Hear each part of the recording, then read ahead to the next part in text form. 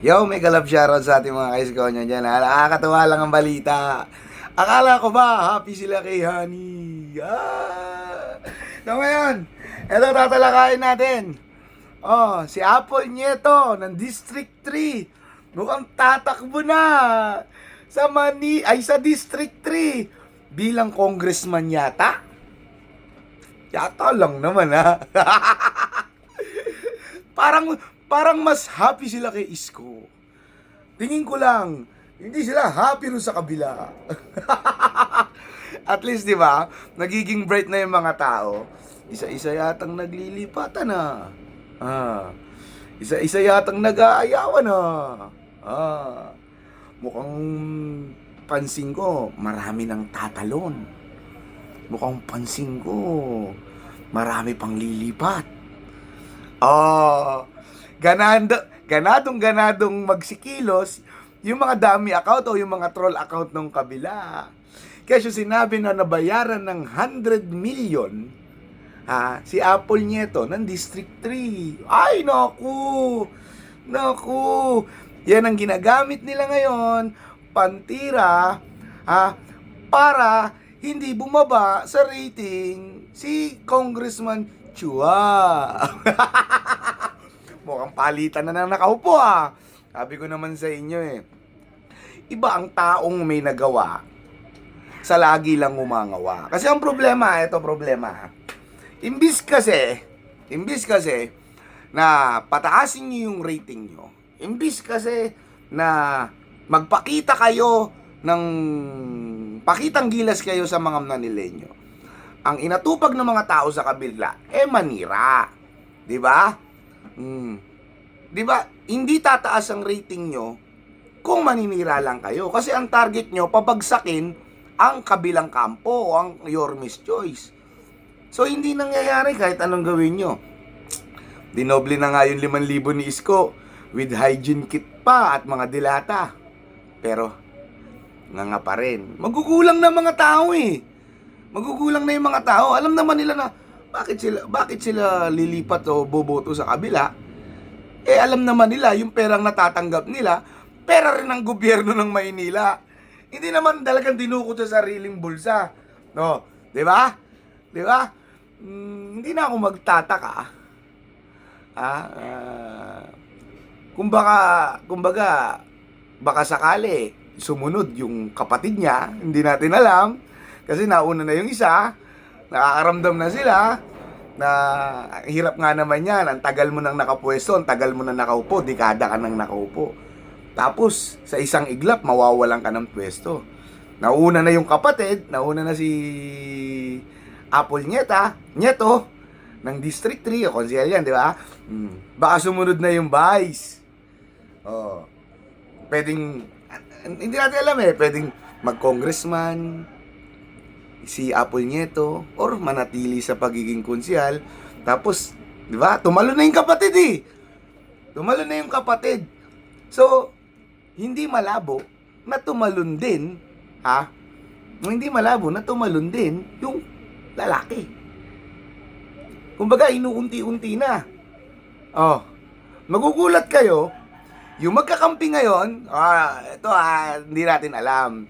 Kumbaga, nanguhula lang tayo. Yung magkakampi ngayon, magiging magkaaway bukas. Kaya nga nakakasabik yung October Di ba sa October 4 yata yung filing. Kaya nakakasabik yung October. Kasi hindi natin alam kung anong mangyayari. Di ba? Baka mabulaga tayo. Malay nyo. Di ba? Kahit si Mayora, hindi na tumakbo. Yun yung masakit. Di ba? Sayang yung nangyaring girian nung mga nakaraan. Tapos hindi rin pala sila tatakbo. Akalain mo may tumalon ng isa, ilan pa kaya ang tatalon? Papunta kay Yorme. Nako, Kong Joel, baka magulat ako. Bigla ka rin tumalon isa lang ang kailangang congressman ng Yorme's Choice. Di ba? Ilan na kayo kung sakasakali? Ikaw, si Yul, Eh kasi wala nang pwesto sa pagka-vice mayor, nandiyan na si Chi Atienza. Totohanan lang. Andiyan na si Chi Atienza wala na kayong pwesto sa pagka-vice mayor. Oh. Di ba? So, kahit si Mayora, hindi na rin makakapolik ng pagka-vice mayor. Oh. So, ano kayang mangyayari? Madidisolve ba ang team nila? Dahil, syempre, karamihan sa kanila naglipatan na. Nakakatawa yung mga pangyayari, no? Nice choice. At wise choice. Konsehala Apple Nieto. Ngayon, siguro naman, sanay ka naman sa mga basher.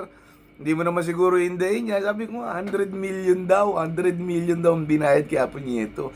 Saan kukuha ng 100 million si Yorme Isko? Hindi naman nakaupo yan. Alam mo, magagawa nyo ng kwento ang isang politiko kung nakaupo. Pero kung hindi nakaupo si Yorme, saan kukuha ng pera yan? Saan kukuha ng pondo yan? 'Di ba? Oh, totohanan lang tayo, kanya-kanya na silang manira. Ang sisipag na ng mga troll account nila. Diyan kayo sasakit ang ulo. Diyan kayo mawiwindang. 'Di ba? Sabi ko sa inyo, mahirap kalaban si Yorme, lalo-lalo na sa Maynila. Oh. Tignan nyo, hindi na ako magtataka.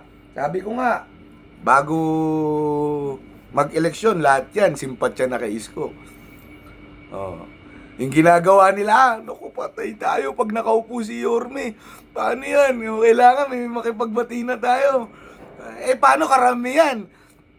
Ito atin lang. Karamihan konti na lang ang bakante sa mga ticket ni Yorme o sa Yorme's Choice. O paano kayo magsisiksikan yan? Di ba? Baka yung kandidato nyo, baka hindi na rin mag-file yan sa October. Sayang ang tosgas. Kung magpa-file ka, tapos alam mo, hindi ka rin pala mananalo. Tosgas yan. Ang laking tosgas niyan. Oh, hindi katulad ngayon, may ilang buwan pa sila para umupo. Oh, di ba? Kung ako sa inyo, samantahilahin nyo na lang hanggat nakaupo kayo. Huwag na kayong mang-away. Para pagdating ng susunod na eleksyon o susunod na uupo dyan, wala kayo problema. Kasi binibigyan nyo ng problema, hindi man kayo inaano ni Isko. Di ba? So, yun lang. Natuwa lang ako sa balita ngayon. Salute ako sa desisyon ni Konsehala Apple Nieto. Salute ako sa desisyon nyo. Maraming salamat sa mga Iskonian. Sumaglit lang naman ako. Ingat po kayo, mga ka-Iskonian. God first.